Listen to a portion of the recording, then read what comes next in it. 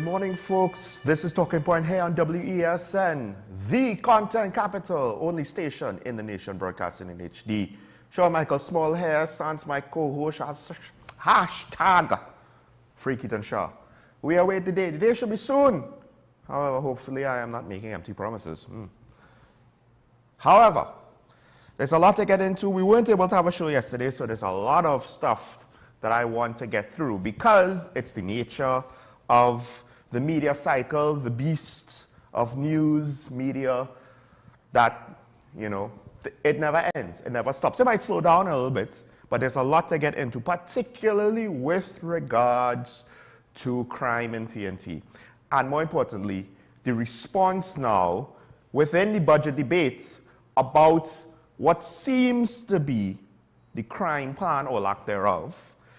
On one hand, you're not going to layer out in detail a anti-crime plan within the budget. You're talking about the budget, that's what the point is. However, the budget includes expenditure, which will give you the overarching or general idea, where you can present, not necessarily all the details, and you don't always want to present all the details, but you can present, to some degree, the importance that crime is to your administration. Because ironically, this is a time where you give out a list of the expenditure, ministry to ministry, the allocations, which can be compared directly. It might not necessarily be fair or accurate, but it can be done. And that has left a lot of questions moving forward. Some interesting communication tactics from both the government and the opposition. And unfortunately, some harsh realities are hitting us. Now, I don't think I'll be able to get into... There's been a couple of things with regards to energy. One development, which might not be that new, but it's still a little bit new. It's not necessarily confirmed. And of course, with all being said, I do want to acknowledge what's going on within the Middle East right now, that is to say, specifically within Israel and Palestine. And the violence, the level of violence going on over there, I don't think it's something that we realize, but I will just acknowledge it in order to make mention of this. I've said this before and I'll say it again. Are we prepared for another external shock? Because while what's going on in Israel and Palestine might not be quite as far-reaching as Ukraine and Russia, at the end of the day, it is a sign, like Myanmar, like what's going on in Africa with Niger, like what's going on in Haiti, like what's going on in Russia and Ukraine, that the recovery from the pandemic, a pandemic which took a world that was getting richer and now in some ways it's struggling at times to make ends meet. That's leading some people to take drastic steps. And there's much more unrest and uncertainty and the potential for violence. This might not be the last we see. There might be more on the horizon. There might be none. Are we confident that we could deal with all of the shocks? All right. That's the warning. However, let's get into this morning's daily review. More stories for you.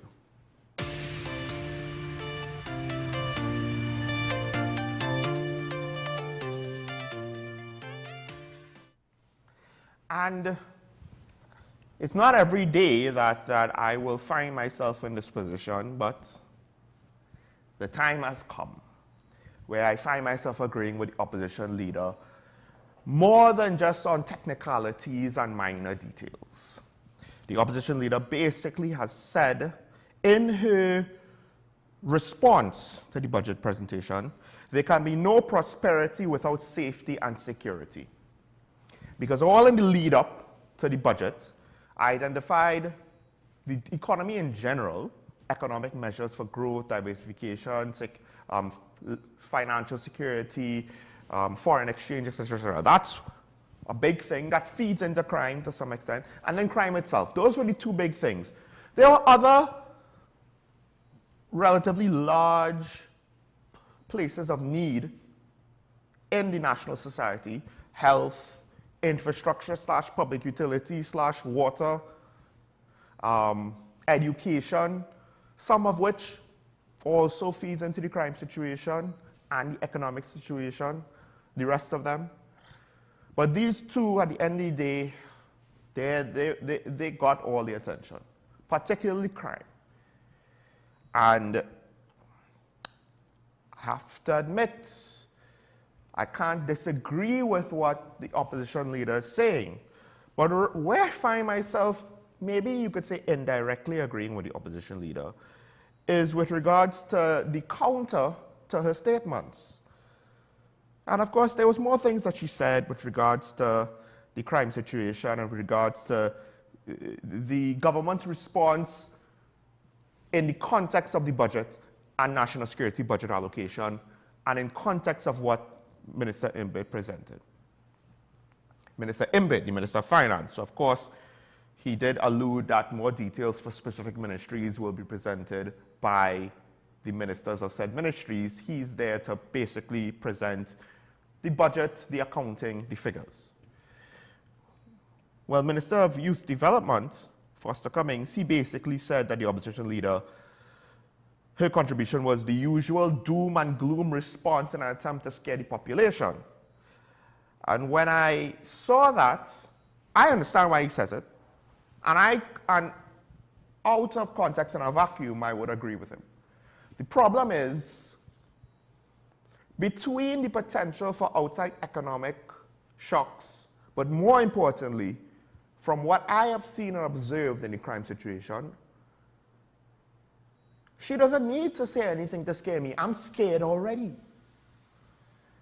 She doesn't need to say doom and gloom and to convince the people to be, she doesn't need to build up our fears or to stir our fears or to cause us to be afraid. I'm pretty sure a lot of us are already afraid. She didn't have to open her mouth at all. And in that context then, while I don't necessarily like to go with doom and gloom talk and emotional language, I don't agree with it with regards to political communication and leadership, I can't disagree with it, as I mentioned. Now, I mean, initially, the police commissioner, we got a report that she was quiet on the murder increase because we are ahead of the curve from last year. 454 murders this year for the first 9 months, 436 last year. So there was maybe some hope that at the very least the annual murder figure won't grow, but last month more or less changed that nature. Besides concerns about home invasions, concerns about being robbed, going to banks are now a concern. Domestic violence, the Chief Justice pointed out, that is a concern. Of course, there's some good news that came out of the weekend that I was actually anticipating or speaking about yesterday. Not only were 3 persons, I think 2 are in remand and might have seen a judge with regards to the Arima killings, the Heights of Guanapo, but they also got a suspect arrested with regards to the death of the teenager, the 13-year-old girl, and her uncle, as well as a couple other people with other murders. One of the things that stood out to me, though, and yes, I'm happy that the investigative work is being and they have suspects, right? One of the things that stood out to me for yesterday morning is the age of a lot of the accused. Outside of one murder in Tobago, which is a 49-year-old woman, most of these accused that were arrested for murder are very young. 24-year-old, 22-year-old, 34-year-old. That's for the Peterkin family murders, right? 35-year-old, and I think a 27-year-old with regards to the young lady and her uncle. 26-year-old, 19-year-old with regards to the death of another individual. Relatively young men, a lot of 20-somethings, young 20-somethings. In fact, 27-year-old man who has appeared in court and has been charged for the murder of Andrea Lallan, he's a neighbor.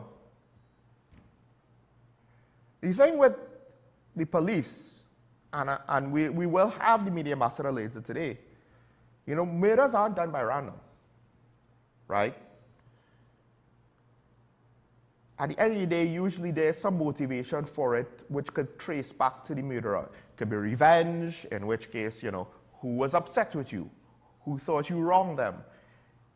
Or it could, even in the case of just a robbery gone wrong, at the end of the day, okay, who are the robbers that have been operating in the area?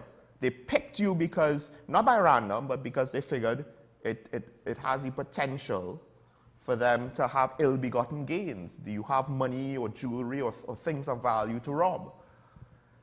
There's always things to be traced back. So the lack of effective investigation for most of the year, on one hand, we're happy for the results. On the other hand, what's different about these murders and not with the 87% of other murders before now?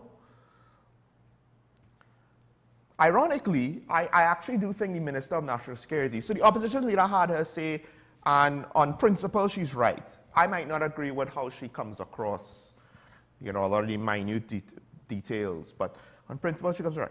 The Minister of National Security, in his contribution, or at least parts of it, I actually very much appreciate. And it's very much a situation where, well, one, he could have done things like this sooner. I understand you don't want to necessarily say sorry over everything every other day, every day. At some point, your apologies would become empty and hollow. But the flip side is not speaking at all also has its negative points. And this is also, to some extent, some of the things that we wanted to get out of the commissioner, because on one hand, she didn't want to talk about the increase in murders, but now she does want to talk about, oh, well, we got charges for people accused of murder. All right, that's fine. That's the officers who are involved, that's their win. That's their good work. You are the commissioner of police. You are in charge of the overall police system. You could laud the successes of the individual officers in individual cases. But when your own bureau basically has to swallow a 13% detection rate or solve rate of murders, and you can't speak to that, I don't necessarily want to see you in any sort of celebratory mood, to be honest. Our strategies are working. No. 13% is not working. Getting the Peterkin murderers and the Laland murderers, to some extent, from the outside looking in, we have to ask the question, how much of that is luck? Strategies would say systemically that it's not just high-profile cases that you somehow are able to see through, but the unknown cases, the less spoken about cases, the less popular, less publicized cases, and you get a more consistent result and a higher rate of detection and solve, and not 13% or whatever ridiculous figure it was. Let me make sure I'm not misquoting.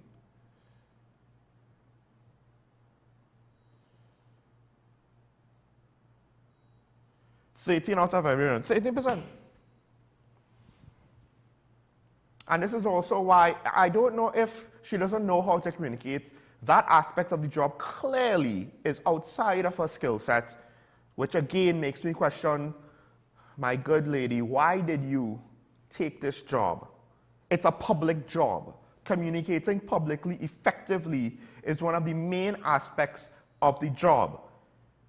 If you want to be a technocrat behind the scenes, you could either A, be a deputy commissioner of police, remain there, or B, give the communication aspects to somebody else because you're not doing well at it. Because you were grasping at straws, and to some extent, you're not necessarily grasping at straws, you're grasping at straws when you wanted to laud on how, well, the murder rate is lower than last year. It was still high. And now that narrative has been completely blown out of the water.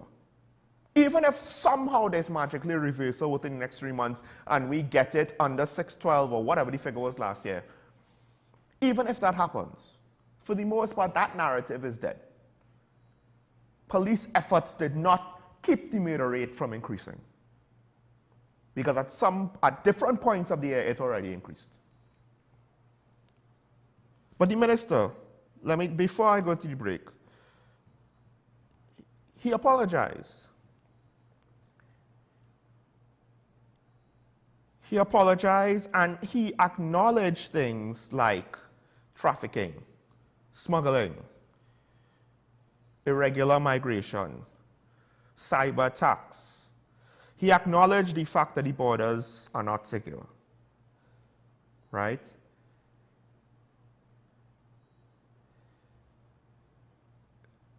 That is part of what we need to hear, an acknowledgement that things are not okay.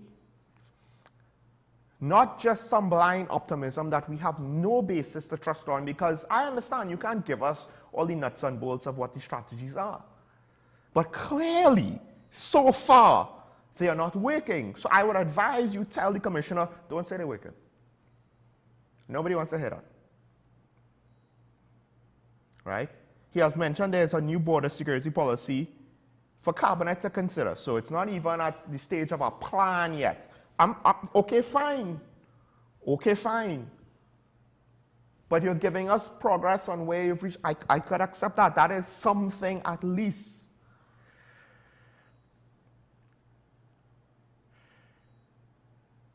And this is much better than some of the things that he said early on in his tenure, where it was not his job to assure people or to secure whatever he said, whatever that unfortunate set of misspeakers. This is better, right? Mentioning new legislation for Forensic Science Center. This is better. So it's interesting with the communication on national security. Maybe you could say I default agree with the opposition leader, but at the end of the day, what she's saying isn't rocket science. So Minister Cummings, I think you need to be mindful of the context and content of what you're speaking, not just with who you are disagreeing with in a national debate. The messenger quite often should not be the first consideration to the validity of the message. That should be done independently. And yes, who says it is a factor, but it should not be the main factor, or even arguably a big factor. And somebody needs to get the Commissioner of Police off of a microphone, because I don't think she has successfully, in any significant way, engaged with the public and the press. Our affairs are not,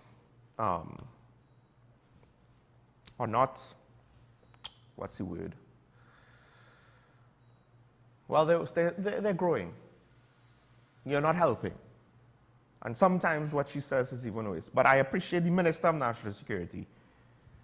And I hope that this is a sign of things to come.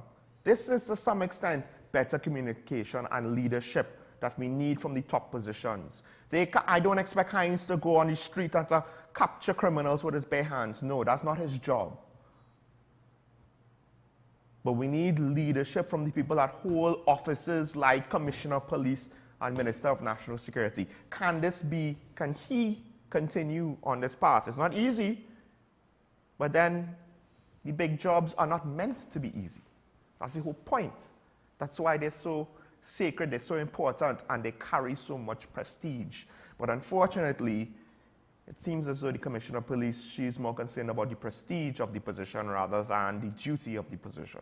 All right, let's take a break. When we come back, I'll try and wrap up the daily reviews and then hit into something that is another concern of mine. And then later on, we'll have the media ambassador. Stay tuned. We'll be right back.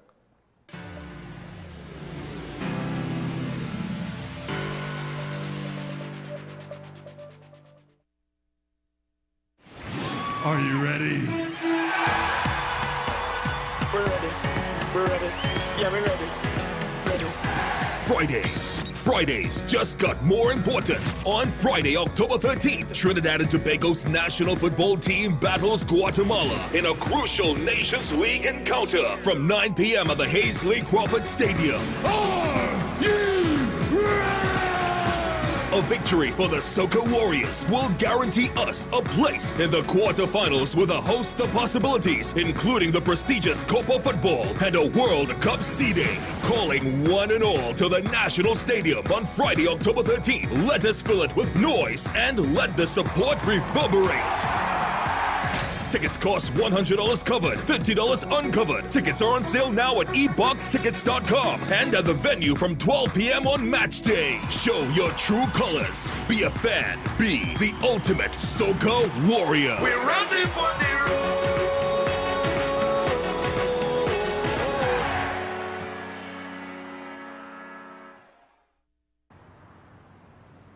Bill and Ruth fell in love with the Benjamin Moore color Dry Sage, but they tried to match it using another brand's paint. I mean, it's close enough. Almost identical, really.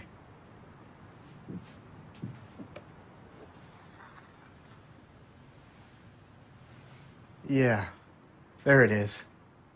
Never trust another paint to be a Benjamin Moore color. Alan's Funeral Home, Tunapuna. Relax. We know the loss of a loved one can be challenging, but we've got your back for all your funeral needs, from documents to the service and or burial. Let Alan's Funeral Home take care of you and your loved ones. We are located on the Eastern Main Road in Tunapuna. Call us today at 663-1829 or visit allansfuneralhome.com. Alan's Funeral Home. Let us take care of business. Let the Home Store turn your house into a home you love. Get everything you need to give your home that special look and feel. We offer household items, lawn and garden, paint center, hardware, plumbing, lighting and electrical, toys and storage solutions. 5 convenient locations: 6th Avenue Barataria, The Falls at Westmore, Pennywise Plaza Shoguanas, C3 Center Branch and C3 San Fernando. Check out our Facebook page for more information and come visit us today. The Home Store. Turn your house into a home you love.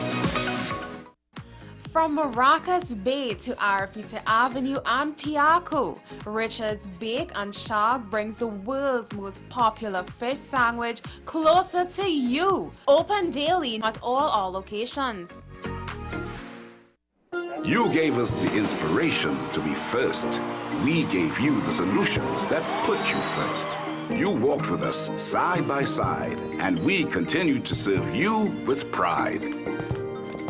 First Citizens celebrates with you 30 years of achieving dreams, shaping success stories, and painting brighter futures together. And together, we'll accomplish so much more. First Citizens, together, 30 and beyond.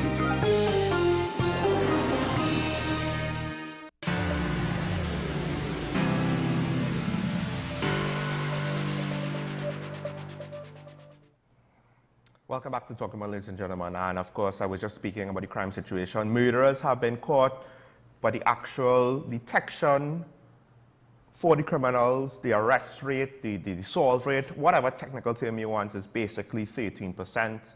The Chief Justice, he is worried about increasing domestic violence and divorce rates. That also ties into some extent to the murder rate. He's also worried about that. And San Fernando Municipal Police, they had a candlelight vigil where some of the city councillors, they seem to be disappointed in the turnout, and that goes back to some of my concerns that I was speaking over the last couple of weeks with regards to the lack of response. You know, I spoke to my colleague Kemba Pascal, I spoke to my other colleague Sule Joseph, among others. The lack of response to crime. Are we too shell-shocked? Maybe we are. Maybe we are too shell-shocked and we don't know necessarily how to respond anymore. And now, switching gears slightly, an interesting report was in yesterday's papers that I thought needed to be highlighted and hopefully will not be forgotten in the wash. The Integrity Commission has basically said they do not have the funds to pay process servers to serve court documents to public officials who have breached the Integrity of Public Life Act. They don't have the funds to do their job. They don't have the funds in order to, they want to actually increase the scope of their duties, but they don't even have enough funds to actually enforce the existing range of responsibilities that they have now. And they've had to restrict some of their work. They want to include teachers, police officers, diplomats, and public service. Police officers might be redundant, however, if they're more effective than the Police Complaints Authority and the Professional Standards Bureau, you know, to some extent, I'm not against it, except the fact that if you're that strapped for resources, maybe you should leave it to the institutions that's supposed to be doing the job, and something should be done about those institutions. Accountability. I think that's the one thing that we're not really getting from the Minister of National Security, as well as other ministers, being held accountable, but then not just them being accountable to us, but them holding their subordinates accountable to themselves. So in the case of the Minister of National Security, it would be the various service chiefs. And in case of the Integrity Commission, well, with regards to the budget allocation, on the other hand, first of all, that's not so much of an accountability question. It's a funding problem, potentially, like other areas. And at the end of the day, the chairman quoted a Mexican president basically saying corruption was linked to crime. That's what Mexico saw. They had significant issues with drug money and cartels, then corrupting law enforcement. To some extent, we have to question the same. To what extent is criminal money, not just corruption? Traditionally, when we think about corruption, we think about politicians stealing from Treasury, right? They give their friends a contract and they get some kickbacks or whatever. However, that's done. But what about corruption in the sense of under-the-table deals of illegal money being given for cover by criminal organizations, for criminal organizations? To what extent can that be happening here? I have heard that there are police officers, not the entire service, but there are police officers in the pockets of some criminals. They get escorted out of search cordons right in the face of the patrol, of the roadblock. So this is something else that it's just one more of those things where our limited budget is a big challenge. And there might not necessarily be a right answer with regards to what the priorities for the allocation are. But then it goes back to what was said by some this year and by many last year. What is the vision of this budget? What is the plan?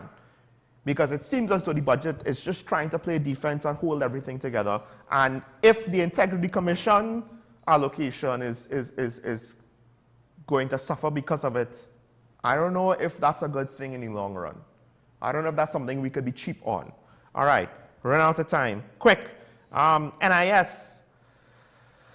The Minister of Finance, Colin Mabit, he basically said that a third of the workforce is not giving NIS contributions. So that statement is somewhat ironic, as one of the union heads, I believe it could be, I can't remember which one, but basically one of the union heads basically said, well, the retirement age is raising because you don't have enough NIS contributions, and then you want to say a third of the workforce, we don't have contributions for them. Whoever's responsible for that could be the business owners, whatever. The point is 200 out of 600,000. Raising the retirement age is probably not the best solution if that's your problem. Because then your problem is not necessarily a shortfall of cash in NIS, but the lack of contributions. And any system could potentially collapse.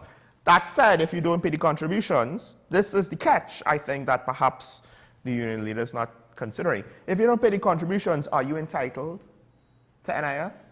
I don't believe so, right? That's the whole point. You pay contributions to get what you pay enough contributions to get what you're entitled to at the end.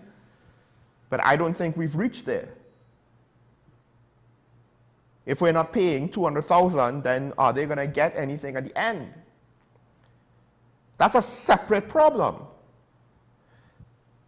The shortfall technically should even itself out. That said, in the short run, we need contributions now to pay for those of yesterday because of the management of the fund, etc., etc. It should not be so. It should be that the money that you put in today will contribute to your retirement tomorrow. But it seems as though, no, with regards to Social Security or these types of schemes, the money paid in today goes towards paying the people retired today.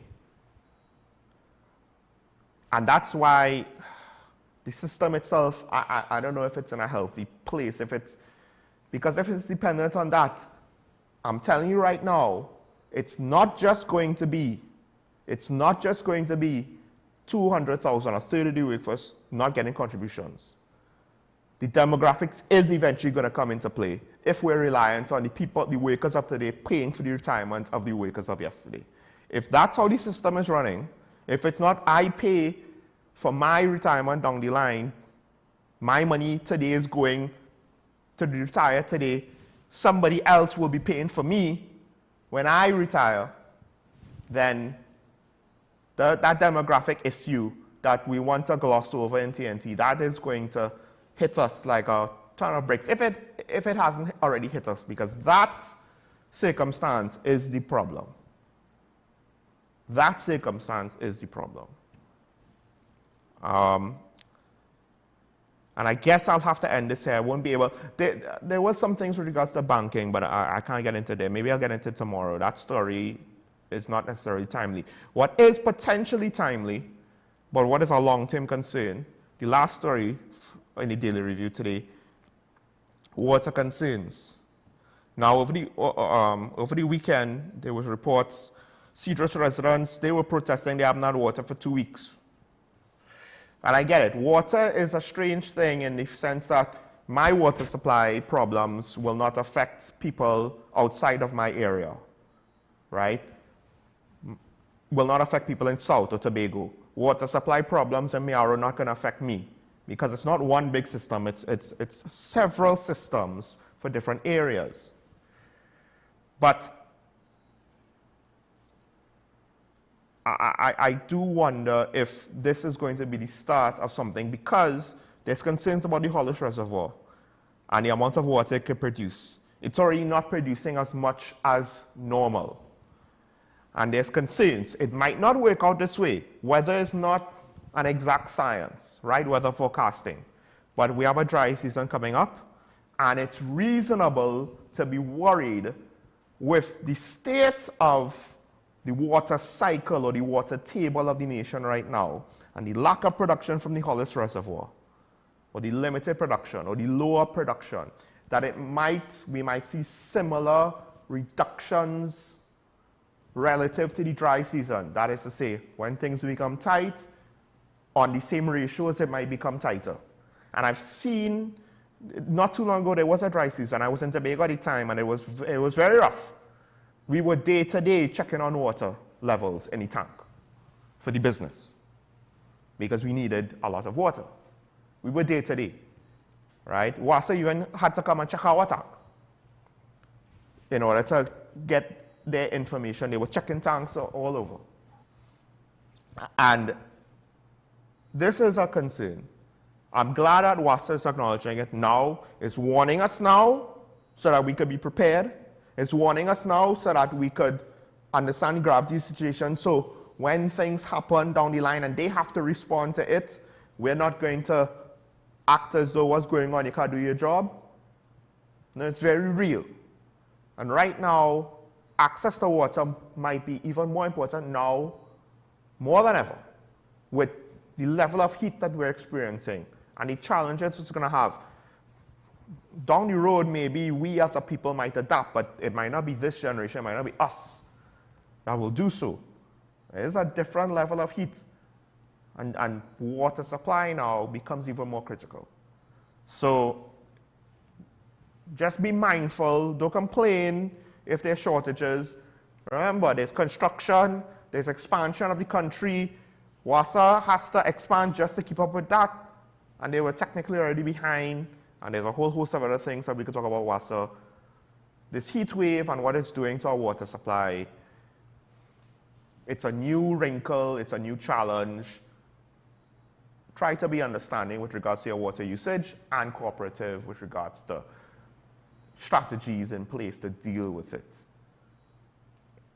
It's just one more thing, one more area of need that perhaps in hindsight the budget should have addressed, but again, you have to give up something to get something. We didn't really give up anything, and I think even when you look at crime, back to what I was originally started off the morning with the opposition leader, we didn't really give up much in this budget, so we shouldn't expect much out of the expenditure for crime fighting. All right, let's take a break. When we come back, we should have the media ambassador. He's here. We'll talk about some more aspects with regards to the crime situation in the country. Stay tuned to Talking Point.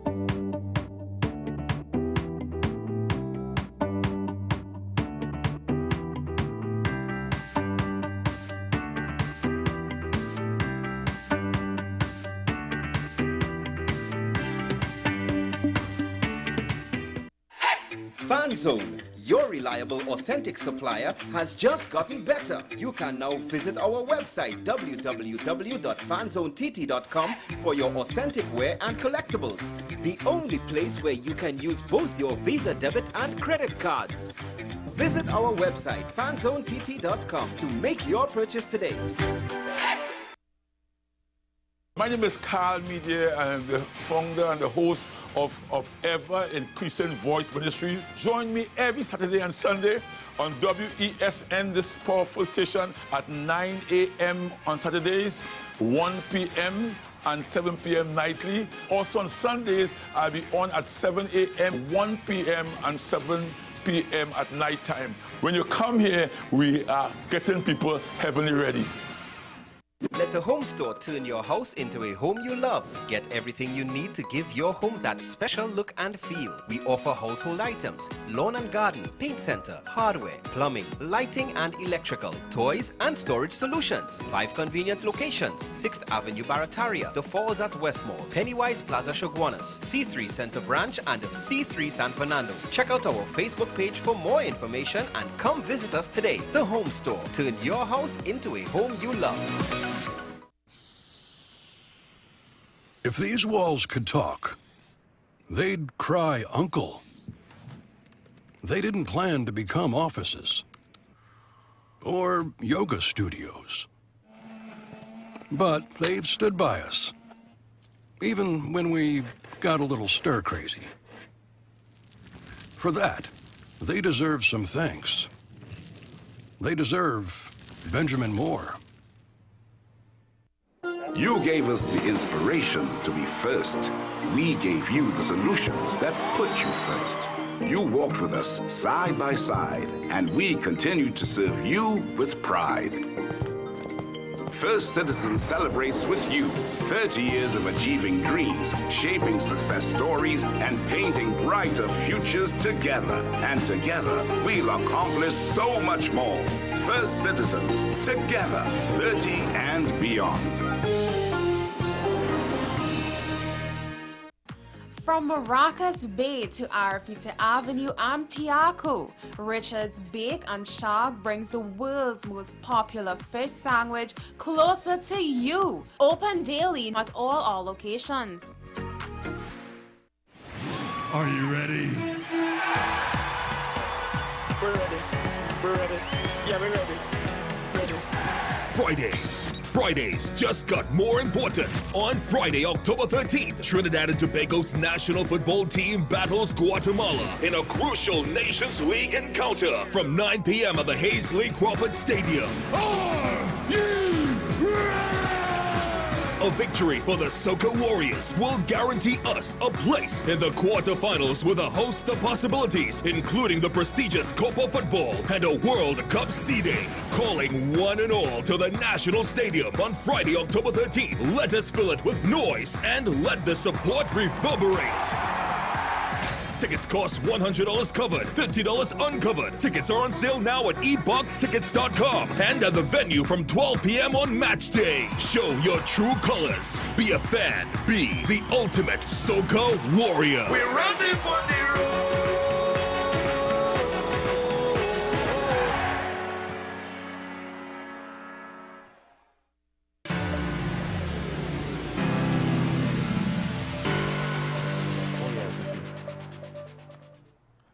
Welcome back to Talking About, ladies and gentlemen. And of course, we are joined, well, today is not necessarily his day, but we do get the media ambassador at some point in the week here to go on the hot seat. It's always the hot seat for him. And there is a new dimension to crime that I didn't mention earlier because we were going to have this conversation. And that, of course, is with regards to the extortion of businesses, particularly with contractors and construction. So good morning, ASP Ali. Welcome. Glad to see you again. Good morning. It's good to be here again. At least, if not wasn't yesterday, we still have the opportunity to come today. Now, this issue where we have that is now coming to the attention, or the public is now becoming much more aware of it. And that is the context in which it is now, where this whole hype is about with respect to this thing called extortion and demanding, where the law caters what we call demanding money by menace under the last NIAC. Section 31, it identifies the offense of demanding money by menace, and holistically, if a person is held, charged, and convicted, could get a maximum 15 years in prison. Now, that is the ultimate end of it, where you actually get the 15 years. But it starts from where somebody approaches you and asks for some money or some item or something and utilizes menace or threats, as the case may be. If you don't give me X, Y, and Z, this can happen to you. This has been happening for some time. We have heard rumors about it. Yes, and based on some of the information, we also had information that even law enforcement officers were involved in demanding money from business individuals. And we would have dealt with some of those situations where officers were charged for accepting bribes and all these type of things. But generally, in order for us to treat with an offense of that nature, we need the support of the victim. The victim has to come forward and give the relevant evidence and give us the information for us to go forward with that offense. Because we do not know how much you pay or when you are paying or who you are paying the money to, who is actually receiving the money. Now, you don't necessarily have to receive any money at all. Eh? Yeah, the mere fact that you are demanding money, it's an offense. But we need the support of the persons who have been party to this, as victims, I would say, to come forward. Now we are hearing persons coming forward, and it's to mention that it's commendable that the Chaguanas Chamber business communities are now stepping up and stating that they have information. I don't expect them to come out on the public air and indicate to what they have. I know they would share that information. They may share that information with the divisional office, the divisional police, with respect to what information they have, so we can work with it. But we have to be real. Let us be very, very real in Trinidad and Tobago. The trust and confidence that the public have with the police is not what we like right now. Yeah. Right? So that's the reality of it. Yeah. Right? And we are working towards trying to improve on that. That is our main goal, trying to build that trust and confidence back so we can treat with these things. But notwithstanding that the trust and confidence is not as high as we would like it to be, and these are still offenses that if we allow to continue, that was in fact continuing on a silent basis, we are also contributing towards the criminal elements of Trinidad and Tobago. So it's a balancing act where I'm saying that business individuals, contractors, have to weigh their options, whether or not they want to continue paying these security taxes and whatever, how the deem taxes is to pay these individuals who are not getting any benefit from it at all, right? Yeah. And in the whole context of crime in Trinidad and Tobago, because when you do that, you fund these criminals to contribute more criminal activities. Because it's not as though a gang will just, all we do is protection. They'll be involved in other things, and this will help them with engaging in other crimes, not just with more protection rackets. And also, this is not just, well, you know, a burglar might just be a burglar, but this is a gang that is involved in murders. So the people now that you're essentially tied to, you have a dealing with, it might not be by your own choice, but if you don't report it, you are to some extent accepting the situation.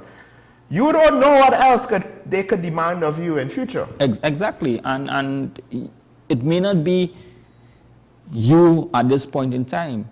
It may be something that you have, your family or your children or would have to inherit in your business. Ah, that's a good point. Right? Yes. So in order for you to facilitate, to continue your business, you have to facilitate this type of behavior. Because usually a business, the idea is, right, and you know, my family is no different. We have essentially what is a small business. You know, it's valuable to us. We hope that it will last generations beyond my father, but if he was involved in something like this, I don't know how my brother and I would have coped, much less pass it down further, or if it could even continue to exist. And so basically we understand, the police service understands the seriousness of this offense and the implications both for the business individuals, the citizens of Trinidad and Tobago, and the fallout, the fear of what they may feel that could happen to them based on the type of threats that was made towards them in that context. Well, I have a question, because I find myself in a difficult situation, because I'm also trying to encourage during the last couple of weeks people, you want to fight back, speak out, right? I agree with what the Minister of National Security said when he was basically saying, no, support the police. And I assume, without reading through everything, I assume he means give evidence, cooperate in investigations, right? Don't try to stand your ground or whatever. Because what happens, in my mind, when you're not there? Now, you're not always there to protect your family, granted, but we've seen people stand up or speak out and recently and face consequences, right? So on one hand, just with that alone, I'm saying, look, we can't let that dissuade us, because you're given once, they will come back for more. But the real thing is, it goes back to what you just mentioned, with the perception of the police sometimes being low. I'm already in a risky situation, right, where they could try to silence me. The last thing I want now is, in such a dangerous, stressful situation, I come to a police station and get told, well, no, you gotta go to so-and-so to report that. We don't take those reports here. Like, it's not even police corruption that will bother me. It is the indifference at times from the police and the customer service. And that is so true in the way things are perceived in some areas, because everybody have different experiences with the police officer, with engaging with police officers. Some may be good, some may be bad. It all depends on the situation. But generally, I do not think it's generally bad. All right. Could you just, if you don't like a police officer you're dealing with, try to ask for a supervisor or get somebody else to talk to? And that is nothing wrong with that. I mean, if you find that you're not getting the satisfaction or the traction that you would need in this matter, ask to speak to the supervisor, and that is what the supervisors are there for, to address these type of situations. Now, we don't want to come about us telling the public that we are blaming them for this type of action, because, I mean, they would have weighed their options and decided to facilitate because of the nature of the threat that was given to them. But at the same time, when we have this cycle continuing, it is difficult for us to get out of it. For instance, we have children in schools who actually demanding money from other students in the school environment. So from a small age, in the school system, it is happening. Yeah, you know, it's funny, back in the day, that might have just been considered bullying, but now you have to consider, no, this might be the beginning of gang activity. And we are not treating it from that aspect of it, because they find, so they start off at that level, and as they grow older, it started to go a little bigger. So instead of in schools anymore, you start to do businesses. Well, that's my next question, because it's one thing if a criminal comes to me and says, hey, if you don't pay me $1,000, something bad might happen to your business. No. Now, the thing is, when you first make the decision, okay, $1,000, I might be able to live with that. I don't believe it's going to stay at $1,000, right? Isn't it going to grow over time? So then we have the other aspect of it, where it is no longer content. It is not about actually demanding money per se now.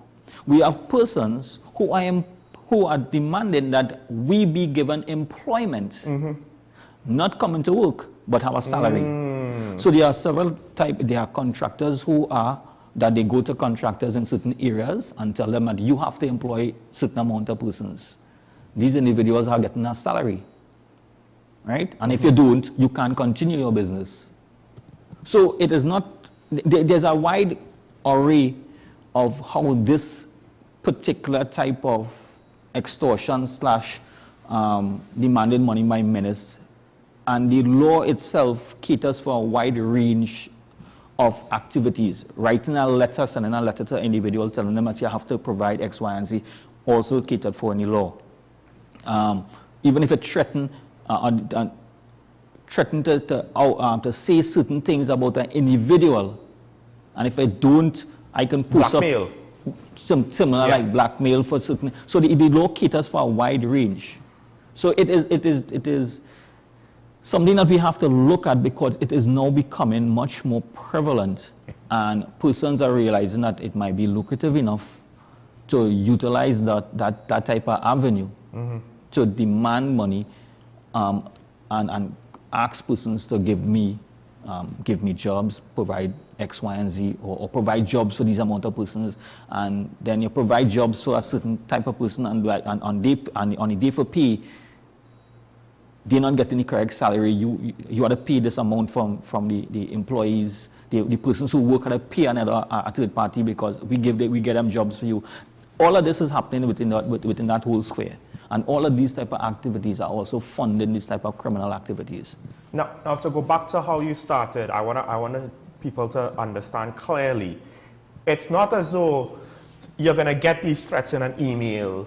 You know, it's not as though you're going to get these threats in the post, something that has a paper trail that can be traced back, something that has a record. They're going to approach business owners, you know, very quietly, very discreetly. And at the end of the day, there's generally only going to be two parties to the conversation, the owner and the criminals. So if the owner doesn't report it more often than not, there's no real practical way for the police to detect it.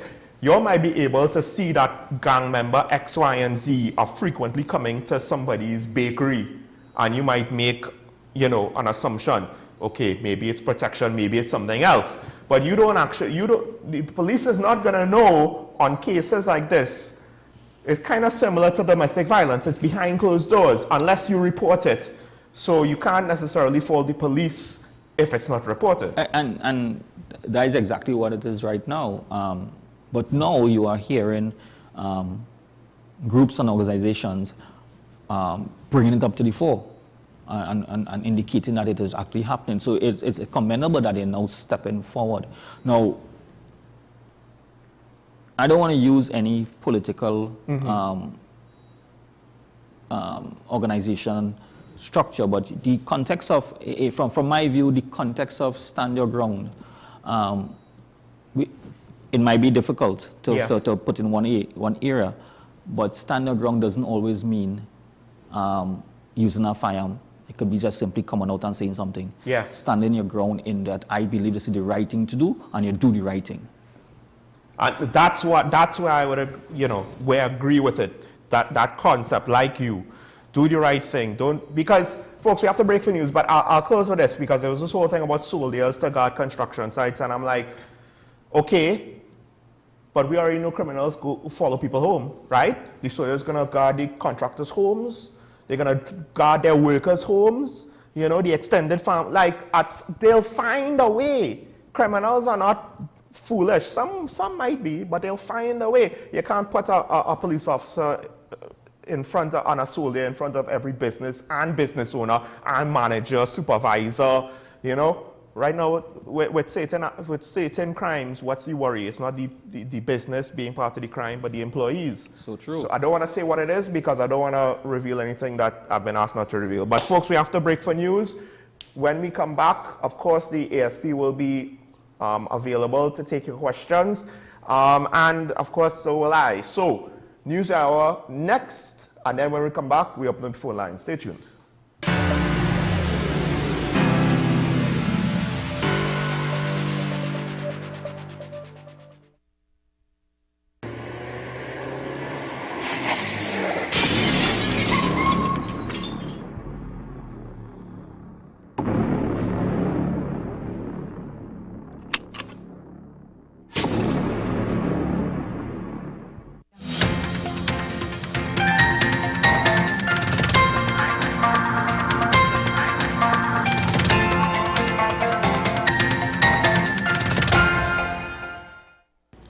Here is the WESN News on the hour.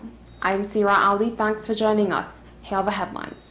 PCA initiates investigation into police-involved shooting in Chaguanas. Temporary closure of Princestown Market for urgent repairs. Tragic accident claims life of Valencia resident Papi. Regionally, San Vincent and the Grenadines faces life-threatening waves. Now for the details. The Police Complaints Authority has officially launched an investigation into the police-involved shooting that transpired in Enterprise, Chaguanas on Thursday. This development was confirmed by PCA's head David West, according to a statement released by the Trinidad and Tobago Police Service on Friday. 3 individuals were apprehended, and a significant seizure of firearm, ammunition, and cocaine occurred during the incident, which took place in the Central Division.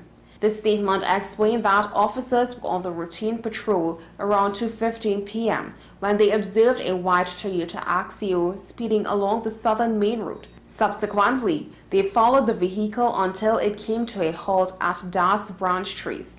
During the ensuing interview with the driver, it is alleged that he brandished a firearm in the direction of the officers.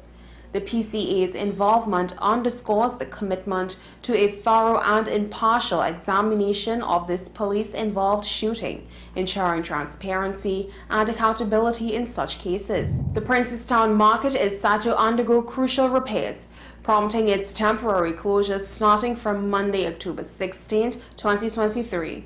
The closure is expected to last for approximately 3 weeks, as confirmed by the chairman of the Princestown Regional Corporation. In an official statement, the PTRC chairman emphasized that the closure is necessary to prioritize public safety. During this period, essential repair works will be carried out to ensure the market's infrastructure is in a safe and functional condition. In consideration of the vendors affected by this closure, Chairman Gauri Rupnarayan stated, during this period, the corporation will permit these vendors to conduct their business on the sides of the streets surrounding the market, ensuring they can continue to generate income. In a heartbreaking incident, a man known only as Papi from Swan Quarry Road, Valencia, lost his life in a tragic accident. The accident occurred when he was struck by a westbound vehicle along the Valencia stretch earlier today. According to the victim's neighbor, Shaim Rocky Mohammed, The incident unfolded around 4:50 a.m. on Monday. Papi, Abdul, and Mohammed was standing at the corner of Swan Quarry Road, Valencia, waiting to cross the road. As they attempted to cross, a white vehicle traveling west collided with Papi, sending him airborne. Tragically, he did not survive the impact and passed away at the scene.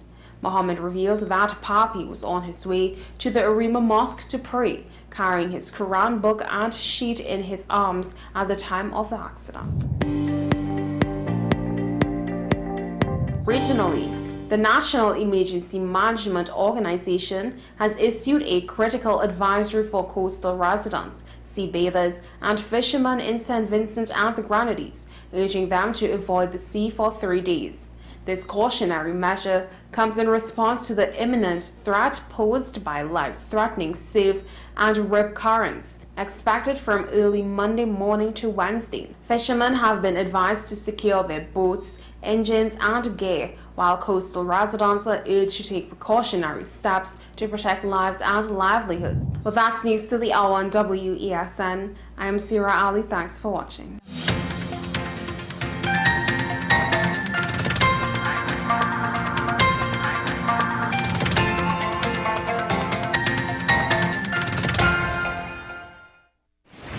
Are you ready? We're ready. We're ready. Yeah, we're ready.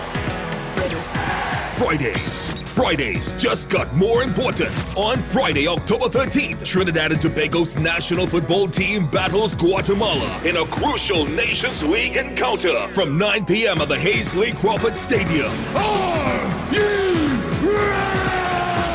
A victory for the Soca Warriors will guarantee us a place in the quarterfinals with a host of possibilities, including the prestigious Copa Football and a World Cup seeding. Calling one and all to the National Stadium on Friday, October 13th. Let us fill it with noise and let the support reverberate. Tickets cost $100 covered, $50 uncovered. Tickets are on sale now at eboxtickets.com and at the venue from 12 p.m. on match day. Show your true colors. Be a fan. Be the ultimate Soca Warrior. We're ready for the road.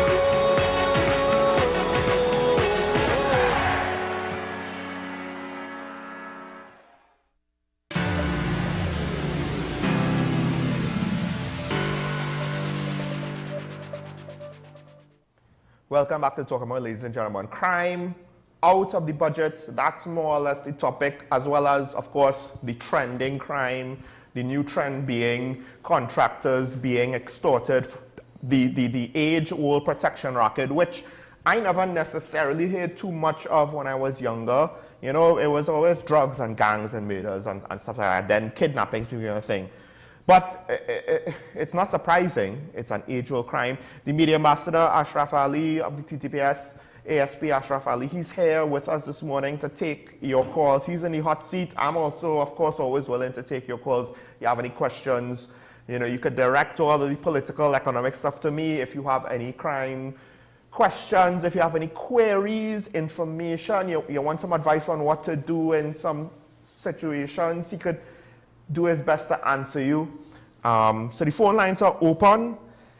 It's a hell of a thing. Of course, just to remind people, Karen intends tomorrow to give her contribution on that aspect of the budget as well. So there'll be a lot for us to dig into tomorrow. But I'm sure if you want, you could get a head start on that and ask your questions now.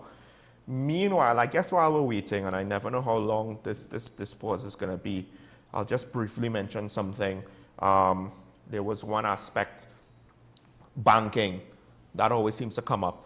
Businesses, some small businesses aren't really with any banking facility in the country. Some people, they don't have their money in banks. That has come up again. And business owners, well, business chambers are saying there are too many hurdles. But there's also some concerns. And one of the things that I want to highlight, particularly, is cybersecurity.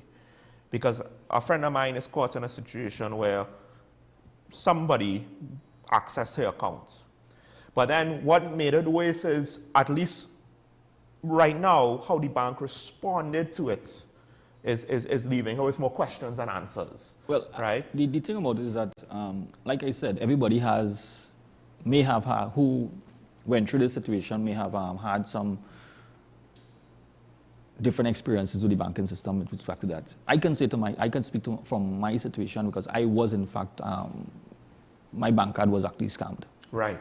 Right, and over the I realized while I was taking up money, I realized, and that was a couple of years, and I realized that there was monies being, I did not withdraw this amount, and so I went into the bank and inquired from them.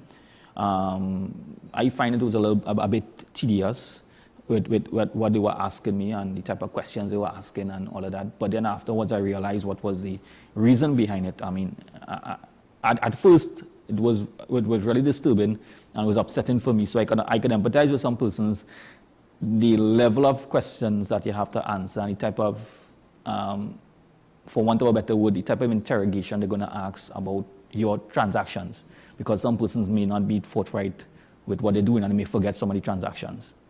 So they did, in fact, give me a complete readout and give me the opportunity. And I told them I did not make these transactions. And I actually went through and say, these are all the transactions that I cannot remember that I would have made.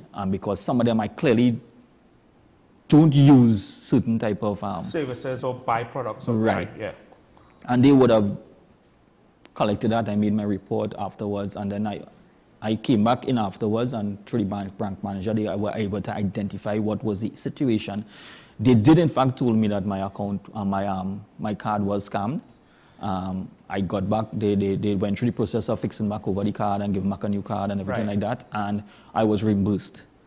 Okay, well, we have a caller, but of course, there's an obvious question I want to ask, but for the sake of the public, I'll ask it. But after the call, from Arima. Good morning, caller. Caller, good morning. Good morning. Morning, you're on the air. Now, extortion, protection is as old as prostitution, right? Yeah. I find the police just take too long to act and wait until these things get out of hand. I could give you an example. Years ago, my school had a little problem where fellas used to rob children in the evening. The police came for a week straight. They put on school uniform like children in the evening and they walk out to them. And after the arrest was made, we never had that problem again. And it looked like yesterday in the budget. This man talking about how they now use with Seru. Can you repeat the last thing you just said, caller? Sorry, you broke up. Do I say yesterday in the budget debate? Yeah. Hines is stating that Seru using the DNA evidence with ballistics. How many years now we watching CSI on TV? All this money spending, right? And them fellas making the decisions on we behalf, and we ain't really going too far, you know. Caller, before you go down that road, I just watch CSI. Like everybody else. It's interesting and entertaining. But at the end of the day, the culprits always get caught, right? Because everything seems to always be directed towards the person getting caught. It is not as simple as in movies, and I want you all to understand that. In order for us to utilize DNA, we need to have a database. You must be able to have a database to compare DNA with. And the only way in our legislation is that, the only way that we can compare is that our legislation, if you are arrested and charged, then we can take your data, we can take your DNA. Same thing with fingerprints. And sorry to cut you, right? But that is why we have planners. And that is where I am. That is where I am saying I understand where you're going with it. Too. Exactly. So I support. These are the things. If your detection rate is 13 in 100, and you raise the game, that is what you have to do. So the conversation that we have within the TTPS, I mean, let us be realistic. The TTPS does in fact have limitations into what we can do within the legal parameters. So that's the law. Unfortunately, the public is not fully aware of those limitations, and it is unfair that we have to come out and explain that. But I understand what they're saying, but it is some time now what we are asking. I want to leave you with one though. Sure, go ahead. If you get up 1:30 in the morning and you see 4 or 5 men walking around your house, your wife, your daughter, yourself, you feel adding more police, as the minister is stating, could that help you at that point in time? Or you really have to stand your ground? And if you have a cutlass, use it, because I don't think you'll be able to measure the force you're going to use neither. Tell me your thoughts on that one, sir. Have a good day. Let me answer that question directly. I would not say stand your ground. I don't want to use any terminologies of any political party. What I'm saying, the law caters for defending yourself with the use of appropriate force. Yeah. And your house is your castle. And the castle, the Lord, where they talk about the castle doctrine, is that is your domain. You protect your domain. Whatever action you take, you must be able to justify your action in a court of law because you have acted. And that is basically what we continue to say when persons throw this scenario at law enforcement and try to get us to say what to do, what you have to do, 1, 2, and 3. The law clearly states, you know. I think the problem is what people, a lot of people might not realize is you can't just lay it out step by step because it's too subjective, right? There's too many variables. And that's the complicated part, and it's not the answer that anybody would want to hear, to be honest. I don't even like saying it, but it's the reality. Defending yourself is subjective because let me give this example because I don't think you should give it. You can't just tell people, well, shoot the criminal in the leg. Because there's 2 issues with that. One, you might not realize it. Movies make it seem a lot simpler. But being able to hit someone accurately in the leg reliably is not a guaranteed thing. And 2, you shoot someone in the leg, you hit the femoral artery and they bleed out and die. And all of a sudden, they have to have an inquiry over that death. You didn't mean to kill him, but he's dead. Right? Was that appropriate force? If his family might say, no, that wasn't appropriate, he ended up dead because he used force. He came in with with tools to break open a house he thought was empty and he got shot. You thought you wounded him in the leg, but he ended up dead. That's how complex these things could be. So you can't expect a police officer to give you definite statements in general situations with little specifics. It will never work that way. It's just not practical. We have another caller. I want to say it because I didn't want people thinking you giving advice. I agree. Right? Sorry, we have the caller? Okay, we lost the caller. Sorry about that. So, and it comes back to this conversation we were having earlier with demanding money by menace. Yeah. There are several things that someone can do. Use the technology that we have. I mean, if you know that you have cameras, you meet this individual, you get evidence to support the actions that you are forced to do, right? So there are things to do. But also, if the home invasion at 1 in the morning is about to happen in my house, I figure that out. I wake up and I see men in my yard. If there are more police, in theory, there'll be more police available at night to respond. And that should help police response times. And then it's more of a threat to the criminals when I say, I've called the police. Whoever's out there, I've called the police. As opposed to if, it's a skeleton crew at night and nobody coming out, and then they'll just laugh at me and say, yeah, good luck with that, we coming in. We have a call on the line from Shogunas. Good morning. Morning, sir. Professor. Keep talking about crime, and I keep telling you what is the solution. And you all keep ignoring it. You have to enforce all your laws. And the police is the #1 agency And you have people these days in the middle of traffic selling items, right? That's a very dangerous thing. Why does the police condone it? People selling all on the road and all kind of things. As far as I know, according to the law, you have to have a peddler's license, and that don't give you the right to go on the highway to sell. Right? You talk about the NIS, and I told you the reason for it. If you have an actuarial review, that could never go bust. Why it is the agencies are not giving the truth as to why the NIS go on bust? Thank you, gentlemen, unless you have a question. No. I remember conversations on the actual review. I just think, I understand what you're saying. I just think politically, that should say. Politics is the law. Well. Politics is not breaking the law.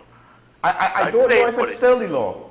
Huh? I don't know with regards to that process. I don't know if it's still the law. That's the thing. It seems It is as though the law.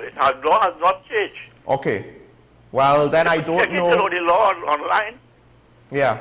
I don't know how it's being justified. One would assume, I would hope that the law by lying. Sorry, what was that? Nobody is saying, talking about the actual recommend this now.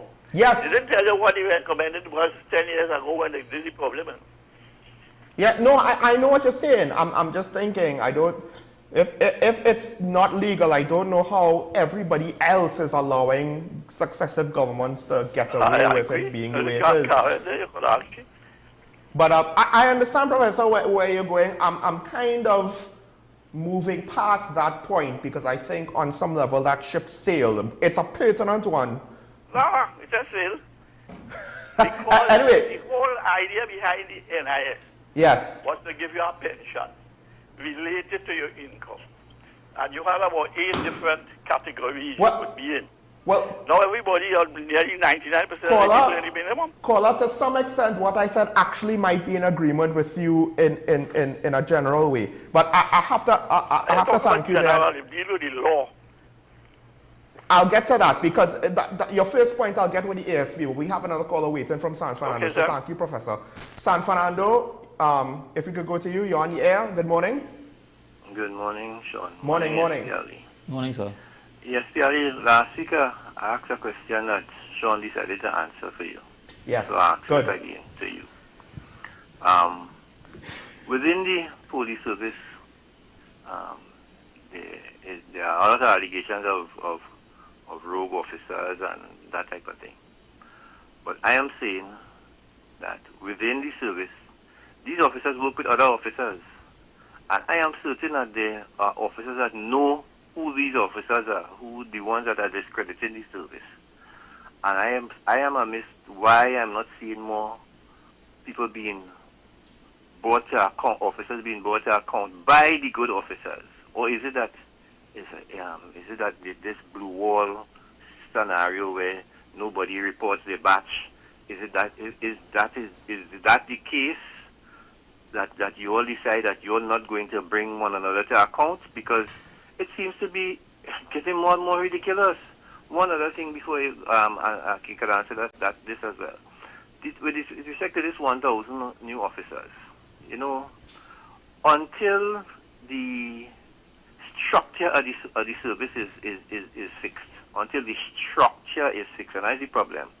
The problem is you all trying to do 21st century policing, because I've heard this mentioned already, 21st century policing with 1960s methods. And this is something that needs to be changed. I am amazed that between the hierarchy, the commissioner and those people up there and the what you call it, the police service commission, that nobody has seen that the service needs to be revamped and retooled and restructured.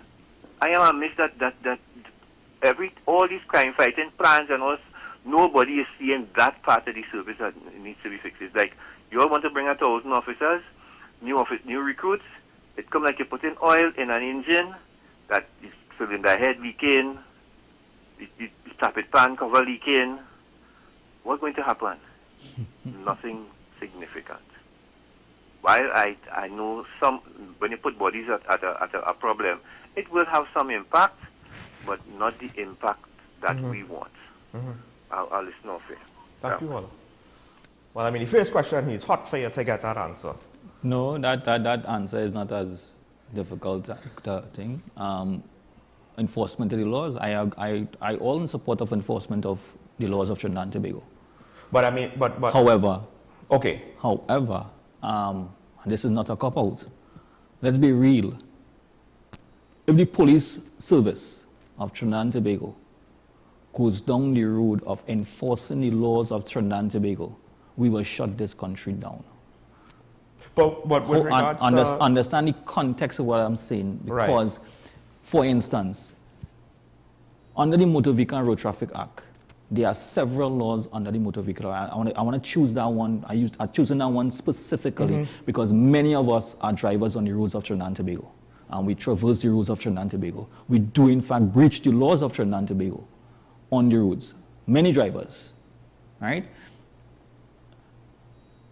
And if we have to enforce every single law under the Motor Vehicle Road Traffic Act, there will be an outcry, right, that we are abusing our authority. Well, hold on, because... But I'm simply saying, I agree with enforcing laws on Trinidad. No, well, that's the professor, but the caller from San Fernando was slightly different. So, but I'll get into that after the call. Yeah, caller. I think last call for the morning from San Juan, is it? San Juan on the line. Good morning. Good morning to the panel. Morning. Michael and the police officer there. There was a report in one of the leading dailies about this contractor, Sean Michael and Mr. Ali, that the contractor was saying that he got a telephone call. The message was recorded and it was played out. It was printed in one of the leading dailies, and he was making this gang leader was making him. I think he's somewhere from either Mount Doe or Mount Hope, because you have a whole nest of those gangsters living up there. And he was making demands on the contractor for X amount of dollars. And then we had further reports 2 or 3 days after that the police, the contractor haven't gone to the to the press about this extortion charge by the gang leader. He has gone into hiding. But why is it in Trinidad? It doesn't be the other way around. Instead of the contractor being in hiding and the police have this information, it is now in the public domain. Instead of the contractor going into hiding, why isn't the police going after the alleged gang leader who are making these extortion demands on the contractor? In Trinidad and Tobago, it always seems to be the other way around.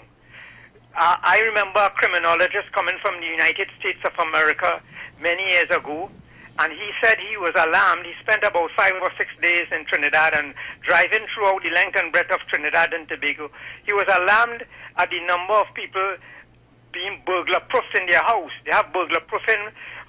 Every household, almost one in every other house, to burglar-proofing by the windows and doors. And he was asking, he was asking the question, why are the decent law-abiding citizens being imprisoned?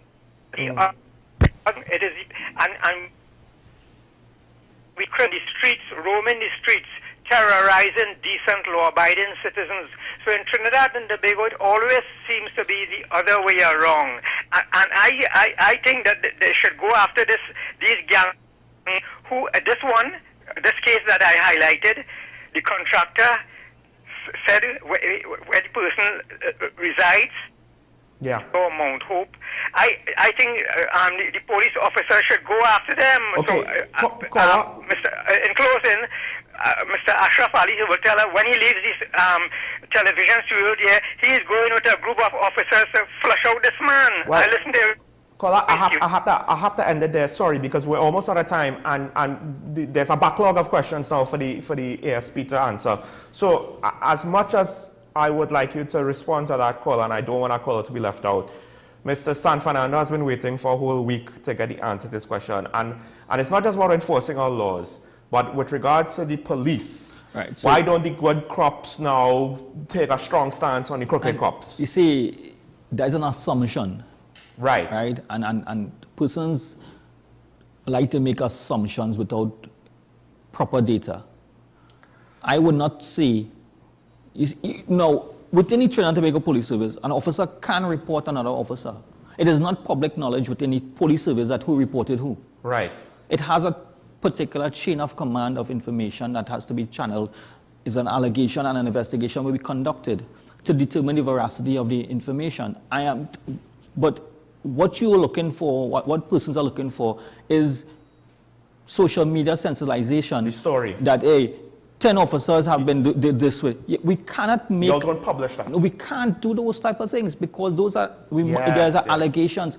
There are several police officers within our disciplining process that whatever actions that they would have committed falls within the Trinidad and Tobago Police Service, and we can do discipline for them.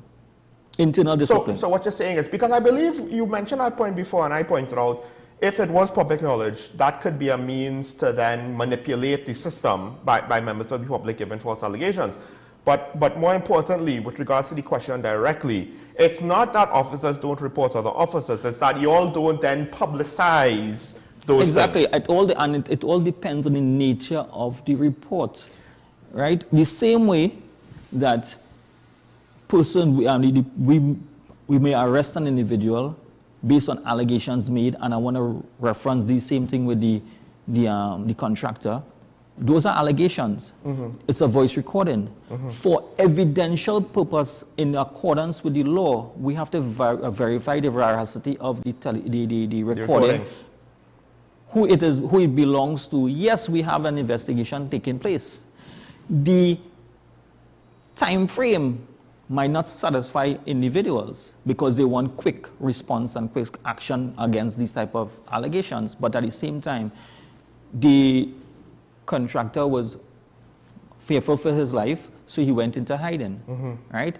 But at the end of the day, he has to come before the police, and he has to give a statement. And if an arrest has been made, he has to come forward and go forward with it. I do not know how that investigation is going to be carrying out at this point in time. The information there, but generally what we are seeing basically from the beginning is that the way that we have the offense of demanding money by menace, it's a two-party offense. You, the individual, if you accept the terms provided by you and you accede by providing the money, you're facilitating the process of a criminal act. You're not would be charged or anything like that. Okay. But you facilitated it. Right, okay. Right? And you need to stand up against it. But because it has been going on for so long. Yeah, it's a bit common practice now. Right, and they tend to treat and say that, okay, the police is not doing anything about it, but we only can treat with things that come to our attention and in accordance with the law. Well, I'll have to end you there. But and I'll thank you once again for coming. I'll just weigh in my 2 cents. Thanks to all the callers that called in with their questions. And just to close the show, I'll also say, well, look, why is the criminal not hiding? To some extent, caller, you're assuming that the criminal's not hiding. His voice is what he said is out there, not necessarily recording itself. So maybe he is hiding from the police. But just remember, the burden of building a case with evidence, that's a lot harder than just finding somebody and killing them. But that's the unfortunate reality. But in my last closing remark to the public is that we know that you all may not have full trust and confidence in the police service. But this thing we call extortion and demanding money by menace, the more you all report it, the more we can understand the context and how wide it is, so we can treat with it. So we urging you all, come to the police, report those type of things for us, right? There are several platforms that you can utilize anonymously to make the reports, our social media apps, 555, the 999, report it. Give us that information so we can treat with it. And I'll close with this. If politicians are serious about the fight against crime and protecting the people, be more involved, not just with empty promises and slogans and bombastic statements. You know, Help encourage people. Be involved in individual cases. You find a victim, encourage them to go to the police. You know, hold a hand if they have to. You know, speak to them, encourage them, and do what you can to help them feel safe and to help them feel heard. And maybe a lot of politicians don't actually want to be involved in that level with regards to certain crimes, but hey, put up or shut up, right? So folks, it's not all doom and gloom. This is still a beautiful country, but we have to ensure that it remains so. And as my coach always says, we can make today a great day, but we'll have to bid adieu. We'll see you tomorrow morning. Bye-bye.